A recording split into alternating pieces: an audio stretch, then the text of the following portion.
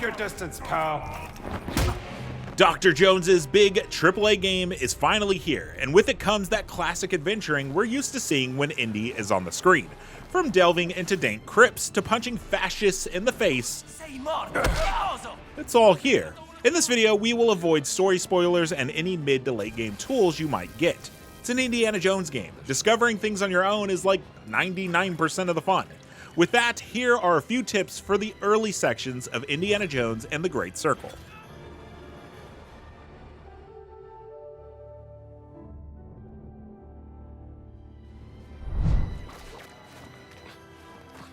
Exploration is a huge part of Indiana Jones and the Great Circle, and I'd go as far as saying it's way more important than combat. So with that in mind, at the outset, you'll do a couple linear quests, which are all built up until you arrive at the Vatican. This is the first, we'll just call it mini open world. Here you'll be ushered around to complete your main objectives, but you're also free to explore at your leisure. This means you can search around for photo ops, find adventure books to level Indy up, discover notes to earn adventure points, etc. What's this? You can even complete side quests. However, they don't show up on your map like you think they would, which leads to our next tip.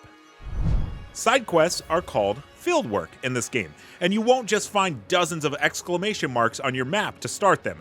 For example, an early main story quest has you taking pictures of inscriptions scattered around the Vatican, of which you only need 4. Once you turn in this quest, Antonio, the NPC who assigned it to you, will suggest that you find 6 more for him. And so, while the main quest will continue the story, this job gets added to your Fieldwork tab. Another not-so-obvious example is you might come across a seemingly random note. The note may mention that a child has been locked up for stealing artifacts. There might be more to this story, and thus a Fieldwork is added to your journal for Indy to investigate. Leveling is a bit different than what you might be used to compared to other games of this style. The Great Circle is first and foremost a stealth game. You don't have to stealth if you don't want to, but you don't get anything for beating dudes to a pulp, except maybe an opportunity to waste all of your bandages and, die. Instead, Indy will level by discovering and looting things in the world. First, adventure books are key to powering up Indy. There's no leveling system or skill trees. Instead, you'll find an adventure book that, for example, lets you hit harder. Awesome! To unlock this skill though, you'll need to spend adventure points, money, or medicine bottles, depending on the book, which all come from exploring and looting everything that you find. And there are a lot of things to find. So anytime you see a glowing note or a piece of loot, there is a good chance that you've either found some money, special loot, or something that will give you adventure points. Be sure to keep an eye out for the camera symbol on the top left of your screen. If you see it pop up, that means there's something near you that you can take a picture of, which will net you more adventure points as a photo op. If you need help finding these collectibles, you can go to the shop and buy brochures that will mark them on your map. Just know that these are pretty expensive, and money isn't exactly the easiest thing to come across. While the big, bright open streets of the Vatican are nice to stroll around, you will often find yourself delving into dark crypts. You'll get a lighter later on, but starting out, you'll need to manage keeping a torch around. You'll want to make sure you light every brazier that you find. Not only do they provide a source of light and a breadcrumb trail to track where you've been, but they can relight any torches you find just in case you lose yours. If you lose your torch, you can oftentimes find jars of unlit torches for you to grab, or sometimes you can find them on the wall.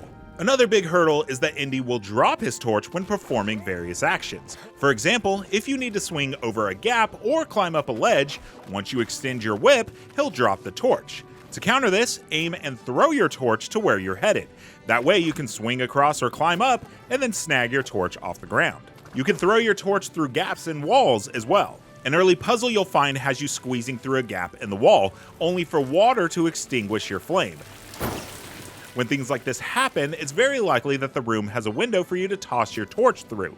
Furthermore, try to avoid using your torch to bash enemies, as it'll break and you'll be without a light source. Instead, drop it and either use your fists, whip their weapon out of their hand, or just find something else laying around. Once the combat is over, pick up your torch.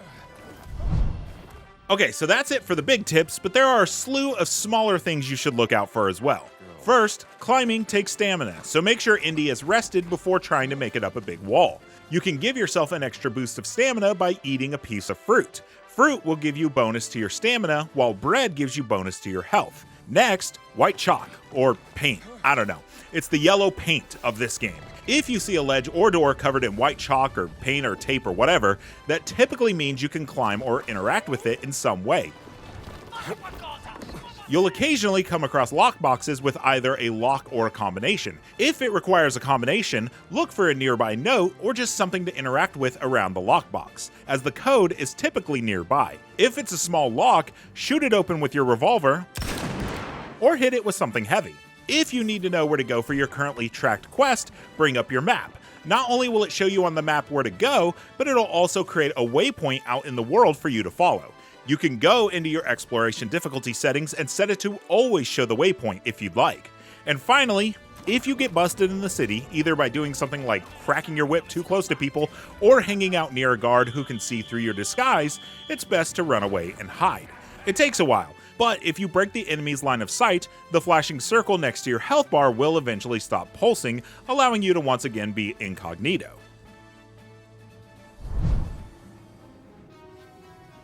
As I mentioned, stealth is your best friend in the Great Circle, as there aren't a lot of reasons to fight. So let's first go over a few ways to slink your way through the game.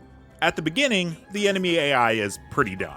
It's kind of your typical stealth game. An enemy will spot you, and if the circle above their head completely fills up, they'll yell out and alert everyone around them. You can use this to your advantage by having them spot you and luring them around the corner to knock them out. You can also sneak up on enemies with a melee weapon in hand and knock them out that way as well. Just make sure to hide the body, as other patrolling enemies can find it and will start screaming. Also, Indy has a lean function that is quite useful when peering around corners. As long as you have something in your hand, you can hold the left trigger and click on the left or right stick to lean. This allows you to see around corners while remaining hidden. Because we're trying to stay out of combat, if you happen upon an area where a fight seems unavoidable, just keep looking around. Whether there's a ledge to grab onto or an area to swing from your whip, there's almost no reason to fight unless you want to, so try and be creative. Everything is a weapon in Indiana Jones and the Great Circle. And when I say everything, I mean most things. Littered around combat zones will be various one-handed and two-handed weapons for Indy to pick up and use. And that's a good thing, because everything falls apart after just a few swings. Honestly, all the weapons in Indiana Jones and the Great Circle make the weapons in Breath of the Wild seem like the Master Sword. Even the sticks. Also, anything you find can be thrown, be it to distract guards so you can sneak around, or heck, even throw a hammer at a man's face. But once you're in smacking range, it's never long before the item crumbles to dust. So always be on the lookout for things to pick up. A few early disguises, like the clerical suit and the black shirt uniform, come with a weapon in your satchel that never goes away. It can still break, but you can use a repair kit to fix it. Just know that repair kits are few and far between, and your weapon will still break constantly, so use these sparingly to knock out a guard if there's nothing else around. Finally, we can't move on from the weapons section without mentioning Indy's famous revolver. The revolver is deadly, but I'd recommend against using it too much. Ammo is incredibly sparse, and shooting the gun will alert everyone within the vicinity. I'd say you should only use it if you have no other option. Everyone's already alerted, and you just need to quickly thin out the herd of enemies. Alright, now you've done it. You've alerted some enemies, and now it's time to throw hands. Combat in this game is slapstick levels of fun. It's all about using the environment to your advantage. You can dodge around while fighting and parry to block and launch counterattacks at foes. Early on, most of the fights play out in the fashion of you whipping an enemy, which stuns them and makes them drop their weapon, only for you to then pick it up and use it against them. Again, you can throw your weapon at the enemy for a fun ranged attack. But unless they're stunned, they're really good at dodging them. Heck, if they're on full alert, they can even catch the weapon. The gamut of enemies early on ranges from scrawny little dudes to big muscle boys to even healers. For the scrawny dudes, just knock them out, they're weak. For the muscle guys, they'll block a lot of your attacks. Hold the attack button, which consumes a bar of stamina, to give them a hard thwack to break their guard. Then trade blows with them, mixing in dodges and parrying. Be mindful that everything you do costs stamina, so don't just go crazy with your attacks and dodges. Running out of stamina will blur your screen and massively slow down your punches and dodges, and we don't want that. For the healers, you'll occasionally spot enemies in some cloth robes with crosses on them. These guys fight like a heavy and almost always drop a bandage when they're taken out. But watch out, if you let them linger too long, they could resurrect one of your fallen enemies, even though I'm pretty sure I caved that dude's skull in with a hammer, but okay.